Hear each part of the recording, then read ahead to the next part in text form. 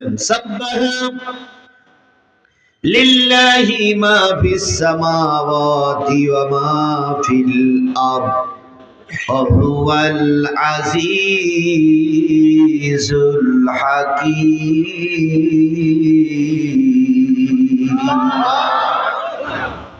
কোরআন তেলাওয়াতের পরে যারা আল্লাহু আকবার বলবে আল্লাহ তাদের জান্নাতে যাওয়ার পথ সহজ করে দিবেন। জোরে বলুন আল্লাহু আকবার। সাব্বাহা লিল্লাহি মা ফিস সামাওয়াতি ওয়া মা ফিল আরদ। বান্দা শোনো, আসমানে যা আছে, জমিনে যা আছে, আসমানের নিচে যা আছে, জমিনের তলদেশে যা আছে, সাগর উপসাগর নদ নদী খাল বিলের ভিতরে যা আছে, ইচ্ছায় হোক আর অনিচ্ছায় হোক, সকলে প্রশংসা করছে কার? সবাই শুকরিয়া আদায় করে কার? একটা গাছ যতই উপরে উঠুক, ডালপালা কাণ্ডগুলো থাকে কোন দিকে? নিচের দিকে। একটা পশু যখন খানা খায় তখন তার মাথাটা থাকে নিচের দিকে, কারণ সে সিজদা করে কাকে? পশু সিজদা করে আল্লাহরে, গাছপালা সবাই সিজদা করে আল্লাহর। কেবলমাত্র শুধুমাত্র এই মানুষ আল্লাহর সিজদা না করে মানুষ মানুষের গোলামি করে চলতেছে। অথচ আপনাকে আমাকে আল্লাহ তৈরি করেছেন কিসের জন্য? ইবাদতের জন্য। কিসের জন্য? ওয়ামা খালাকাতুল জিন্না ওয়াল ইনস ইল্লা লিয়াবুদুন।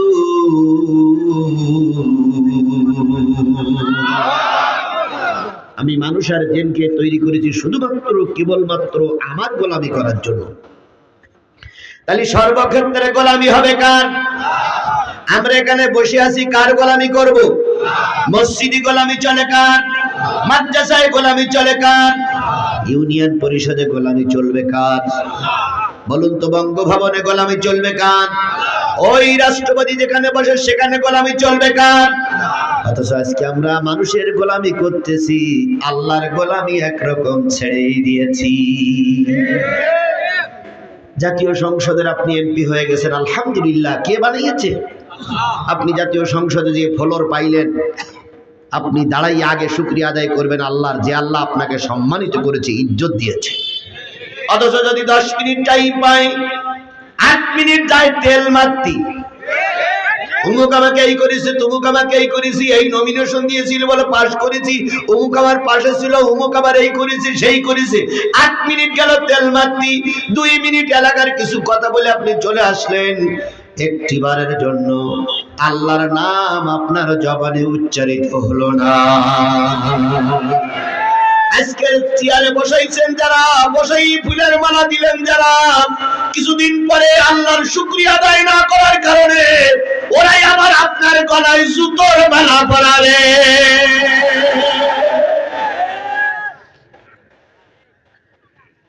আজকে ফুলের মালা, কয়দিন পরে জুতোর মালা, যদি আপনি আল্লাহরে ভুলে যান।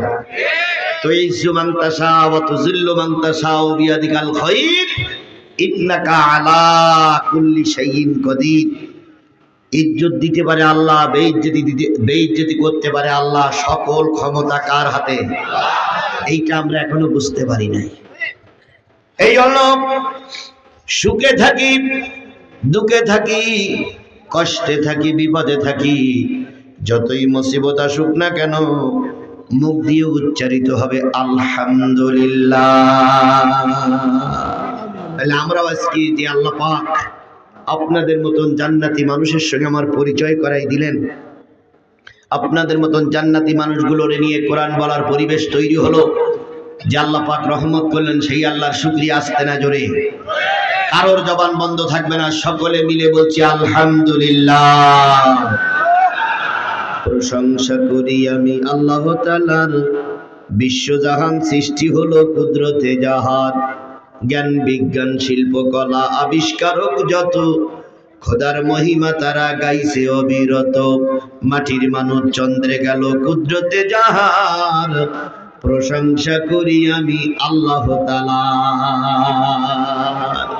ডিমগুলো সব একই রকম, পার্থক্য নাই মোটে, সাদা কালো বাচ্চাগুলো কেমন করে ফোটে। কি কথা বলেন, কথা বলেন? ডিমগুলো সব একই রকম, পার্থক্য নাই মোটে, সাদা কালো বাচ্চাগুলো কেমন করে ফোটে। আমরা সবাই বাস করি একই পৃথিবীর অঙ্গে, হাতের লেখা মুখের চেহারা মেলে না কারোর সঙ্গে, আর মেলে না গলার আওয়াজ বুড়ি আঙুলির টিপ। আল্লাহ তাআলা আছেন একজন, প্রমাণ হইল ঠিক। আবারও বলছি আলহামদুলিল্লাহ। সর্বকালের সর্বশ্রেষ্ঠ মহামানব, যার আদর্শে আদর্শিত হয়ে আমি নিজেকে উম্মত বলে দাবি করেছি, যিনি আমার এহকালের বন্ধু, পরকালের নাজাতের একমাত্র কাণ্ডারি। কথা বলেন ঠিক না বেঠিক? সেই রসুলের নামে নাম শোনার পরে যদি কেউ দুরূদ শরীফ না পড়ে, হাদিসের ভাষায় সে সবচেয়ে বড় কৃপণ। আমরা কৃপণ হব না উদার হব? আমরা কৃপণ হব না উদার হব? তাহলে সেই নবীর নামে দুরূদ দিয়ে শুরু করছি, সকলে মিলে বলছি সাল্লাল্লাহু আলাইহি ওয়াসাল্লাম।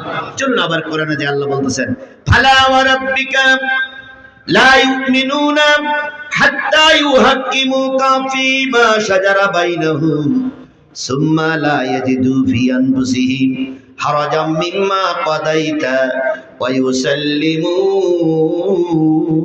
তাসলিমা। কথাটা কোরআন শরীফে আছে না নাই?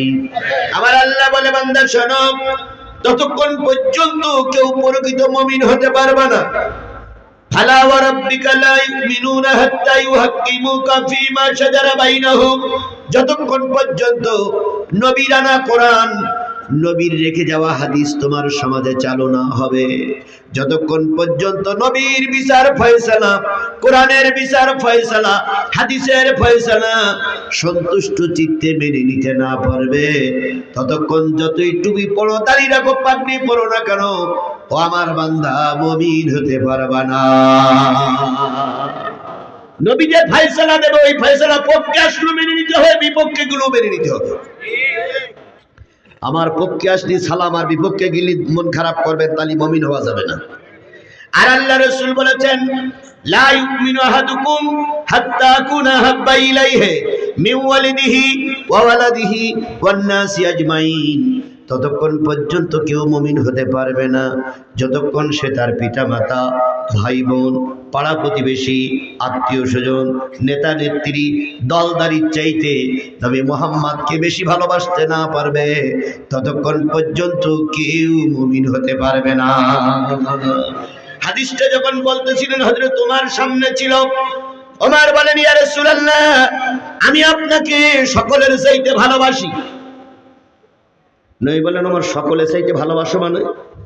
সকলের চাইতে ভালোবাসি, কিন্তু জীবনের চাইতে ভালোবাসাটা কঠিন হয়ে যাচ্ছে। কারণ জীবনের চাইতে, জীবন বলে একটা জিনিস আছে, এর চাইতে আপনাকে ভালোবাসবো। নবী বলেন, মুমিন হতে পারোনি। কিছুক্ষণ পর হযরত ওমর একটু নীরবতা পালন করে বললেন, ইয়া রাসূলুল্লাহ, এখন আমি আপনার জীবনের চাইতে ভালোবাসি, আমার জীবনের চাইতে আপনার জীবনের বেশি দাম দিয়ে চলি। নবীজি বললেন, তাহলে এবার তুমি মুমিন হয়ে গেছো। তাহলে জীবনের চাইতে রাসূলকে ভালোবাসা লাগবে। এই মহব্বত আমাদের দিলের ভিতরে আছে, আছে, আছে। আমার বিশ্বাস হয় না? না, এখানে আমরা ৩-৪ ভাগ লোক আছি, প্রত্যেকে কেউ না কেউ কোনো না কোনো দলের সাপোর্ট করি। কথাটা বলেন ঠিক না বে ঠিক? কেউ আওয়ামী লীগ, কেউ বিএনপি, কেউ জাতীয় পার্টি, নিরপেক্ষ এখানে কেউ নেই। কথা, নিরপেক্ষ কেউ আছে? কেউ না কেউ কোনো না কোনো দলের ভালোবাসে। যে যে দলকে ভালোবাসে সেই দলের লিডারের ছবি টানানো থাকে নিজের ঘরে, প্রমাণ দেয় আমি এই দলের লোক, তাই ওই দলের লিডার আমার ঘরের ভিতরে। কথা বলেন ঠিক না বে ঠিক? ওই লিডারের পরে যখন কি পড়ে, ওই ছবির পরে যখন ধুলাবালি পড়ে, ধুলাবালি গেলে ঝাড়ু দেওয়ার জন্য আলাদা স্পেশাল একটা বাড়ুন আছে, খুব দামি একটা বাড়ুন দিয়ে নেতার উপরের ছবিগুলো সব কি করে ফেলে, ময়লাগুলো পরিষ্কার করে ফেলে। যদি ছবিটা খারাপ হয়ে যায়, ছবিটা সরাই আর একটা ছবি নিয়ে আসে, যদি ছবিটা পরে কেউ দুর্ব্যবহার করে তার বিরুদ্ধে রাষ্ট্রদ্রোহ মামলা হয়। কথা বলেন ঠিক না বেঠিক? একটা নেতার ছবির অবমাননা করলে রাষ্ট্রদ্রোহ মামলা হয়, অথচ আল্লাহ রসুলকে নিয়ে ব্যঙ্গ করলে আমাদের দেশে কোনো মামলা হয় না। কথা কি বাড়াই বললাম? জোরে বলেন বাড়াই বললাম? তাহলে আপনি নবীকে কি করে বেশি ভালোবাসেন? আপনার নেতার মৃত্যুবার্ষিকী জন্মবার্ষিকীতে 16টা 18টা 20টা গরু জবাই করলেন, কি কুলখানি করলেন, কোথায় রেওয়াজ পেয়েছেন আল্লাহই ভালো জানে। ইসলামের জন্ম এবং মৃত্যুবার্ষিকী পালন করার কোনো বিধান নাই। তারপর আমার দেশে চলে না? চলে না। জন্মদিন পালন হচ্ছে, মৃত্যুদিন পালন হচ্ছে। শরিয়াতে বলেন তো কোন নবীর জন্মদিন পালন হয়? আদম আলাইহিস সালাম থেকে মুহাম্মদ সাল্লাল্লাহু আলাইহি সাল্লাম পর্যন্ত কোন নবীর জন্মদিন পালন করা হয় না, অথচ নেতাদের জন্মদিন পালন করা হয়। জন্মদিন, মৃত্যুদিন, পায়খানার দিন, বিয়ের দিন, স্বদেশ প্রত্যাবর্তন দিন, মার খাওয়ার দিন, পায়খানার দিন, কত দিন। এই দিন পালন করার সময় কত ঢাকঢোল বাজে, অথচ রসুলকে নিয়ে কত কথা বলা হয়, অথচ তোমার দিলের ভিতরে একটুও মায়া লাগে না। মায়া লাগে যদি কেউ মিলাদ পড়ি, ইয়া নবী সালাম আলাইকা দেও সাইরকান দিলিবি খাতি খাতি বাড়ি যায়, মায়া সব ওই জায়গায় হয়ে গেল নাকি? আমার ভাইরা, তাহলে রসুলের ভালোবাসা আমার সমাজে যতটুকু থাকার দরকার ততটুকু নেই। কথা বলেন ঠিক না ঠিক? আমি আজকের একটা সংবাদ আপনার দেই। ফেনী জেলার ছাগলনাইয়া থানা আব্দুল হক চৌধুরী ডিগ্রি কলেজের সমাজ ও কর্ম বিভাগের অধ্যক্ষ মিজানুর রহমান, তিনি বলেছেন নবী ছিল মূর্খ মানুষ। তিনি বলেছিলেন নবী চরিত্রহীন মানুষ। তার বক্তব্য হলো ইহুদিদের মেয়েদেরকে ধরে ধরে নবী নাকি ধর্ষণ করেছেন। এই লোকটা ফেনী জেলার মানুষ। প্রতিবাদ হচ্ছে, প্রতিবাদ চলছে। আমি সরকার বাহাদুরির কাছে বলতে চাই, আপনি কিন্তু কোনো অমুসলিম দেশের সরকার নয়, আপনি একজন মুসলিম দেশের মুসলমানের মেয়ে। কথা বলেন ঠিক না বেঠিক? ফেনী জেলার ছাগলনাইয়া থানার এই অধ্যক্ষ ইসলামের বিরুদ্ধে, নবীর বিরুদ্ধে কথা বললো, এখনো গ্রেফতার হয়নি। যদি ইচ্ছা করে গ্রেফতার না করেন, বুঝবা আপনারাও ইসলামের দুশমন।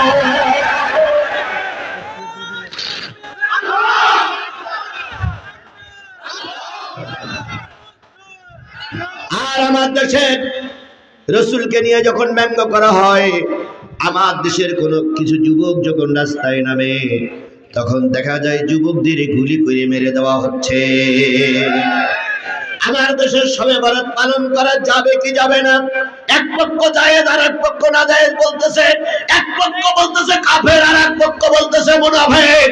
যারা ফতোয়া দিচ্ছ, নবীর বিরুদ্ধে কথা হলো, তোমাদের কারো রাস্তায় পাওয়া যায় না। ফতোয়া দেওয়া সহজ, করা খুবই কঠিন। ঘরের ভিতরে সামনে বসে খুব লম্বা লম্বা ফতোয়া দেওয়া যায়। মসজিদে দাঁড়িয়ে 30 জন মুসলমানের সামনে খুব লম্বা ফতোয়া দেওয়া যায়, কিন্তু ময়দানে নামো, জালেমরা সমস্ত দুনিয়া চষে বেড়াচ্ছে, একটা বারের জন্য আপনার মুখ খোলা হয় না। আপনি ইসলামের মুসলমানের কলঙ্ক। ফিলিস্তিনি মুসলমান মারা যাচ্ছে গণহারে। কথা ঠিক? আমরা 200 কোটি মুসলমান পৃথিবীতে, একটা মুসলমানের জন্য ময়দানে তেমন বেশি পাওয়া যাচ্ছে না। কথা বলে ঠিক না বেঠিক? অথচ খেয়াল করেন, গাজায় নিজের গায়ে আগুন দিলেন মার্কিন সেনা, বুঝলেন? তার বক্তব্য কি হয়েছে? না কিছু না, কোনো কথা বলা যাবে না। আমি যতক্ষণ কথা বলবো ততক্ষণ আমি এখানে কোনো ফোন করা যাবে না। যদি আপনি বড় নেতা হন, বাইরে দিয়ে ফোন করবেন। আপনি যদি অনেক বড় নেতা হন, ওই বাইরে দিয়ে কথা বলবেন। আমার এখানে যতক্ষণ আলোচনা চলবে 12টা পর্যন্ত। এর ভিতরে ফোন করাও যাবে না, ফোন বলাও যাবে না। কোরআনের কথা বলবেন, আপনি ফোনে কথা বলবেন, সাবধান হন। আমি কিন্তু মাথা বিক্রি করে অস করি না। সুতরাং আমার কোরআনের কথা বলতেছে, আমাকে কথা বলতে দিতেই হবে। আপনার সঙ্গে যদি কোনো বোঝাপড়া হয়, মাহফিলের সঙ্গে বোঝাপড়া হয়, মাহফিলে কোনো ডিস্টার্ব করবেন না দয়া করে। অল্পতে বুঝেছেন, আল্লাহ আপনাদের বোঝার তৌফিক দিক। বলতেছিলাম, মার্কিন সেনা বুঝলেন, তিনি একজন নৌবাহিনীর কমান্ডার। তিনি প্রতিবাদ করলেন যে ইসরায়েল যে ফিলিস্তিনের উপরে আক্রমণ করতেছে এটা ঠিক নয়। মার্কিনীদের বোঝার চ্যালেঞ্জ, এটা ঠিক নয়। এরপরে তিনি যখন প্রতিবাদ করে পারলেন না, তখন ইহুদিদের দূতাবাসের সামনে গেলেন, নিজের শরীরে তেল দিলেন, যদিও এটা শরিয়াতে জায়েজ নাই। তারপর তার মানবিকটা কিভাবে কেঁদেছে, তেল ঢেলে বলতেছে, হয় ফিলিস্তিনির উপর আক্রমণ বন্ধ করো, নতুবা তাদের অত্যাচার আমি সহ্য করতে পারছি না বলে নিজে আত্মহনন করব। ওনারা মনে করলো মনে হয় ভয় দেখাচ্ছে। শেষ পর্যন্ত ওনার গায়ে তেল ঢেলে যখন দাউ দাউ করে আগুন জ্বলতেছে, উনি তখন এই আগুনের ভিতরে দাঁড়াই বলতেছে, ফিলিস্তিনির মুক্তি চাই, ফিলিস্তিনির মুক্তি চাই, ফিলিস্তিনির মুক্তি চাই। একজন ইহুদির বাচ্চা, একজন ইহুদি জাতি, ইহুদিদের বিপক্ষে সে মুসলমানদের মুক্তি চাইল। আর তুমি দাড়িওয়ালা টুপিওয়ালা তাদের বিপক্ষে কোনো কথা বলতে পারো না। তুমি দাঁড়িয়ে তোমার টুপি এর চাইতে ওই সমস্ত বেধর্মীদের দাম হয়তো মানুষের কাছে অনেক বেশি। শুধু নবী প্রেমিক সাজতে হবে না, নবী প্রেমিক হতে হবে। যদি টুপি পড়লেই মুসলমান হওয়া যায়, শিকিরাও টুপি পরে। যদি দাড়ি রাখলেই মুসলমান হওয়া যায়, আবু জেহেলের দাড়ি কম লম্বা ছিল না। যদি পাগড়ি পরলেই মুসলমান হওয়া যায়, আবু জেহেল 17 হাত পাগড়ি পরে নেতৃত্ব দিয়েছে, কিন্তু জাতে ছিল আবু জেহেল। কথা বলেন ঠিক না ঠিক? টুপি, দাড়ি, পাঞ্জাবি, পায়জামা সবার প্রয়োজন, তবে আপনার অবশ্যই ময়দানে থাকতে হবে ইসলামের জন্য। আল্লাহ রসুল বলেছেন, আফজালুল জিহাদ কালিমাতুল হক ইনদা সুলতানুন জাহির। সবচেয়ে উত্তম জিহাদ হলো জালেম সরকারের সামনে সত্য কথাটুকু বলা। জালেমেরা জুলুম করছে, আপনি মুখে কুলুপ লাগাই বসে আছেন। আপনি মুসলমান, আর আগের মুসলমানের সঙ্গে তফাৎ মিলান, আপনি মুসলমান নামের কলঙ্ক। একটা কথাও কেন আপনার জালেমদের বিরুদ্ধে হয় না? আপনি শরিয়াতের কথা বলতেছেন, আলহামদুলিল্লাহ। দেশে সুদখোর নাই, তাদের বিরুদ্ধে আপনি কথা বলেন না কেন? দেশে ঘুষখোর নাই, কেন ঘুষখোরের বিরুদ্ধে কথা বলেন না? অতীতের অনেক নির্বাচন জনগণ ভোট দেয়নি, নেতা নেতা হয়ে গেছে, তার বিরুদ্ধে আপনার কোনো কথা হয় না। আপনি কি এদেশের নাগরিক নয়? আর এই কথাগুলো বললে কিছু লোক আমার বিপক্ষে যায়, হুজুর রাজনীতি করছে। আমি কখনো রাজনীতি করি না, আমি কখনো ভোটে দাঁড়াই না, ভোট চাওয়ার জন্য আসি না। আমি কোরআনের হক কথাগুলো বলতে গিয়ে যতটুকু প্রয়োজন ততটুকু বলি। তোমরা তো বলবা না, শুধু বিছানার কাপড় ধরে টান দেবা। কিছু কিছু লোক বলে না, বলতেও দেয় না। কথা বলেন ঠিক না ঠিক? আমি যে আয়াতটা তেলাওয়াত করছিলাম, ওই আয়াতটা যখন নাজিল হলো, আল্লাহ নবী তখন মদিনার প্রেসিডেন্ট। কেবলমাত্র মদিনায় ছোট্ট একটা রাষ্ট্র তৈরি করেছেন। ওই দেশে 3 গ্রুপ লোক আছে, মুসলমান আছে, মুনাফিক আছে, আর কাফের আছে। কয় গ্রুপ? মুনাফিক, মুসলমান, কাফের। কাফের আর মুসলমান চেনা যায়, জানা যায়, কিন্তু একটা জিনিস জানা যায় না, মুনাফিক।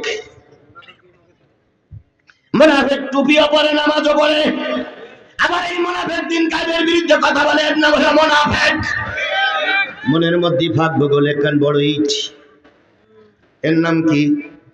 এ মুনাফিক আমাদের সমাজে অতীতেও ছিল, এখনো আছে। আল্লাহর নবী যখন মক্কা থেকে হিজরত করে মদিনায় চলে গেলেন, কিছু মুনাফিক রাসূলের সঙ্গে গেল। তাদের টার্গেট, যদি ওখানে যেই মহিলা ভাগ হয় আমি মহিলা নেব, ওই মদিনায় যেয়ে যদি জমি জায়গা ভাগ হয় আমি জমি জায়গা নেব, ওই মদিনায় যেয়ে যদি উট ভাগ পাই আমি ভাগ নেব, ওই মদিনায় যদি সুন্দরী নারী পাই সুন্দরী নারী বিয়ে করব টুপি মাথায় দিয়ে। এই মুনাফিকের ভিতরে একজন মুনাফিক ছিল, নাম তার বিশর। কি নাম? বৈরিশিক তালবসর বিশর। আয়াতটা সামনে নজর বাড়িকে পড়ে দেখবেন। বিশরের টার্গেট হলো অর্থকরীর ভাগ নেবে, যুদ্ধ করবে না। এবার মদিনায় যাওয়ার পর যাদের 2টা ঘর ছিল, একটা ঘর ছেড়ে দিল মুহাজিরদের জন্য, যার 2টা বাহন ছিল একটা বাহন ছেড়ে দিল মুহাজিরদের জন্য। যার 2টা বাগান ছিল একটা বাগান ছেড়ে দিল মুহাজিরদের জন্য, যার 2টা তরবারি ছিল একটা তরবারি ছেড়ে দিল মুহাজিরদের জন্য, যার 2টা স্ত্রী ছিল একটা স্ত্রী তালাক দিলে মুহাজির ভাইদের সঙ্গে বিয়ে দিয়ে দিয়েছে। এভাবে করে আস্তে আস্তে করে সব ভাগ বাটারা করে নিয়েছে। ওই বিশর নামক মুনাফিকের ভাগটা পড়েছে একজন ইহুদির বাড়ির পাশে। ইহুদি মুসলমান না কাফের? এই মুসলমান কথা বলেন, ইহুদি মুসলমান না কাফের? কাফেরের পাশে ভাগ পেয়েছে মুনাফিক। এই ইহুদি এখন যেহেতু মুসলমানরা ক্ষমতায়, মুসলমান এই বিষয় টার্গেট দিল, আমার বাড়ি থেকে রাস্তা পর্যন্ত, মূল রাস্তা পর্যন্ত যাওয়ার পথটা একটু চিকন, যদি একটু বড় করতে পারি ভ্যান গাড়ি সহ অন্যান্য গাড়ি ঢুকবে। এই জন্য ওর টার্গেট হলো 3 হাত রাস্তা হলেই হবে না, 5 হাত রাস্তা লাগবে। এখন 5 হাত রাস্তা করতে গেলে তো কারোর না কারোর জমি ফাঁকি দেওয়া লাগবে। ওর মাথার ভিতরে বুদ্ধি শুধু গিজ গিজ করে কারো জমি ফাঁকা দিয়ে রাস্তা বড় করা যায়, এরকম বুদ্ধি গিজ গিজ করে পরের জমি ফাঁকি দেওয়া লোক আমার সমাজে আছে না নাই? আরো জোরে বলেন আছে না নাই? থাকলো মনে হয় শের পুরি না।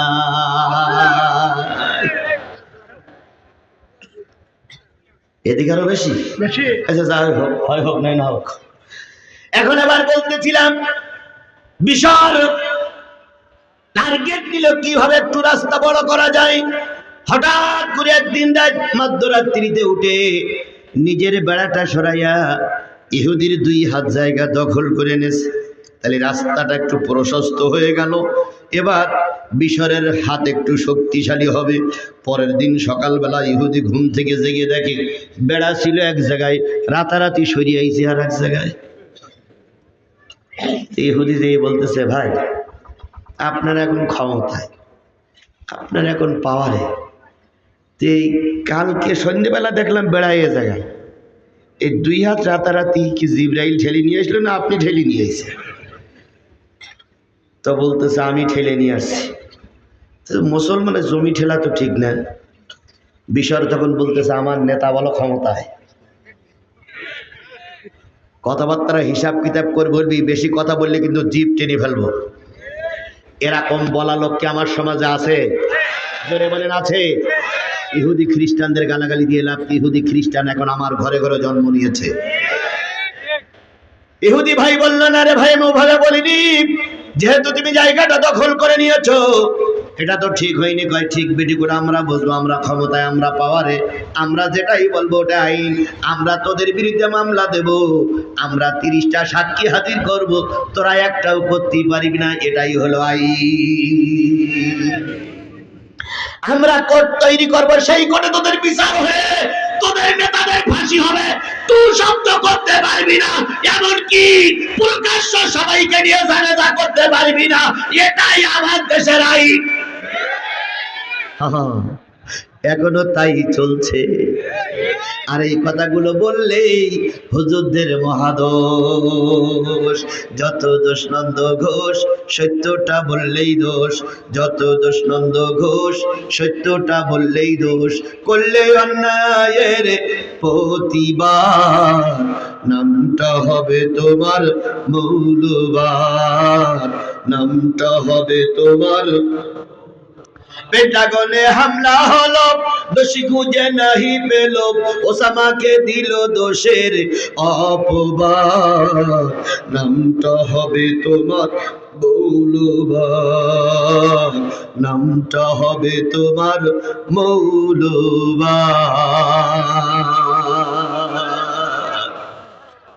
ইহুদি একটু ভয় পেয়ে গেল, কিন্তু ভেঙে পড়ল না যে এর একটা সুরাহা করার দরকার। মুসলমান আমার জমি দখল করে নিল, আরো চোখ রাঙাবে, এটা তো হতেই পারে না। 3 দিন 4 দিন 5 দিন চলে গেল, ওই পথ দিয়ে বিশর হাটে আর কি বলে গোবের তেল মাখা জামার কলার নাড়া দেখে আমরা ক্ষমতায়, আমরা ক্ষমতায়, আমরা ক্ষমতায়। ইহুদি চিন্তা করলো আমরা বেধর্মী, এখন আমি কি করে প্রতিকার করি। হঠাৎ করে একদিন ঘুম থেকে জেগে বলতেছে, ভাই তুমি আমার জায়গাটা দখল করে নিলে, আমি তো কোনো বিচার পেলাম না, তো চলো তো তোমাদের যিনি লিডার, তোমাদের যিনি নেতা, সেই নেতার কাছে যাই। কাছে গিয়ে কি হবে, বিচার দেই, দেখি তিনি কি রায় দেন, কারণ শুনেছি তিনি শেষ জমানার শেষ নবী এবং তিনি সকলের নবী। ওমা আরসালনাকা ইল্লা রাহমাতাল লিল আলামিন। তিনি সকলের জন্য নবী, তিনি কারোর একক নবী নয়। চলো তো তার কাছে যাই। বিশাল নামক মুনাফিক টুপিওয়ালা বলতেছে কোনো কাজ হবে না। হয় হোক নাই না হোক, চলো।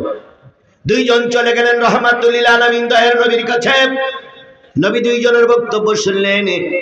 কি রায় দেবেন আমার নবী জানে।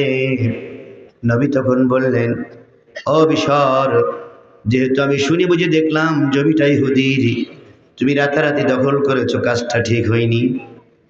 বিশর বলতেছি, ইয়া রাসূলুল্লাহ, আমি কিন্তু আপনার দলের লোক। আরো বলো বেধর্মী। নবীজি বললেন, ও বিশর, আমি শুধু মুসলমানদের নবী নয়, গোটা কুল কায়নাতের জন্য নবী। ওয়া ইন্নাকা লাআলা খুলুকিন আযীম। আমি আপনাকে সর্বোত্তম চরিত্রের অধিকারী বানাই পাঠিয়েছি, শুধু মুসলমানদের কাছে নয়, মানুষের কাছে নয়, সকলের জন্য আপনি নবী। বলুন তো রায়ে মুসলমান বিশর হেরে গেল না জিতে গেল? হেরে গেছে, মনটা খারাপ। ফিরে আসতেছে, হযরত ওমরের বাড়ির সামনে এসে বললেন, আল্লাহর বান্দা, একটুখানি থেমে যাও। কেন? কয়, আমার নবী রায় দিলেন। নবী তো কোনো স্কুলে পড়েনি, নবী আইন বিষয়ে কোনো জ্ঞান নেই, এই জন্য নবী রায় দিলেন। তবে আমাদের সমাজে, আমাদের দলে একটা লেখাপড়া শেখা লোক আছে, চলো তো রায়টা নিয়ে তার কাছে যাই। ইহুদি আকাশ থেকে বললেন, আশ্চর্য হয়ে বললেন, ভাই রে, নবীর সেইতে বড় মাপের লোক কি তোদের দলের ভিতরে আছে? কয়, থাকাই স্বাভাবিক। কে সে? ওমর। বাধ্য হয়ে ইহুদি যেহেতু সংখ্যালঘু, মুসলমানরা ক্ষমতায়, মুসলমানরা পাওয়ারে, ইহুদি বাধ্য হয়ে চলে গেলেন ওমরের কাছে। দুইজনের বক্তব্য শোনার পর ওমর কি রায় দেবেন ওমরই জানে। ইহুদি বললেন, ভাই ওমর, রায় কি দেবা তুমি জানো, কিন্তু তোমার নবী, তোমাদের নবী কিন্তু একটা রায় দিয়েছে, এই রায়টা কিন্তু তোমার মুসলমান ভাই বিশরের পছন্দ হয়নি। কি রায় দিয়েছে? এই ব্যাপার। হযরত ওমর চোখ দুটো লাল হয়ে গেল, পশমের গোলা দিয়ে ঘাম ছুটে বাহির হলো। হায় রে কপাল পোড়া, নবীর রায় তুই মেনে নিলি না, তুই কোন জাতের মুসলমান? ঘরের ভিতরে ঢুকলেন, তরবারি নিলেন, দুইজনকে বললেন মাথা নিচু করে বসো। দুইজন মাথা নিচু করে বসলেন। হযরত ওমর তরবারিটা বের করে বিশর নামক মুনাফিকের টুপিওয়ালার মাথার পরে, গর্দানের পরে আঘাত করলেন। মাথা আলাদা হয়ে গেল। দুইটা খণ্ড যখন লাফালাফি করতেছিলেন, মুসলমানরা ছুটে চললেন নবীর কাছে, ইয়া রাসূলুল্লাহ, ওমর একজন মুসলমানকে হত্যা করেছে। নবী যখন দেখলেন ওমর একজন মুসলমানকে হত্যা করেছে বলে মনে হলো, নবী আসলেন। নবী যখন আসলেন তখন আল্লাহ পাক এই আয়াত নাজিল করে দিয়ে বললেন, ফালা ওয়া রাব্বিকা লা ইউমিনুনা হাত্তা ইউহাক্কিমুকা ফীমা শাজারা বাইনাহুম। নবী গো, ওরা যত ঈমানদার বলে দাবি করুক, আপনার বিচার, আপনার ফয়সালা, আপনার কোর্ট, আপনার রায় ওরা মেনে নেয়নি। ওরা মাথায় টুপি দিলে, ওরা নামাজি হলে, ওরা পাগড়ি পরলে, ওরা মুমিন হতে পারে না। আজকের ফেনী জেলার ছাগলনাইয়ার ওই আব্দুল হক চৌধুরী কলেজের অধ্যক্ষ মিজানুর রহমান, নামটা ভালো, কিন্তু আল্লাহর কোরআনের বিরুদ্ধে কথা বলেছে, নবীর বিরুদ্ধে কথা বলেছে।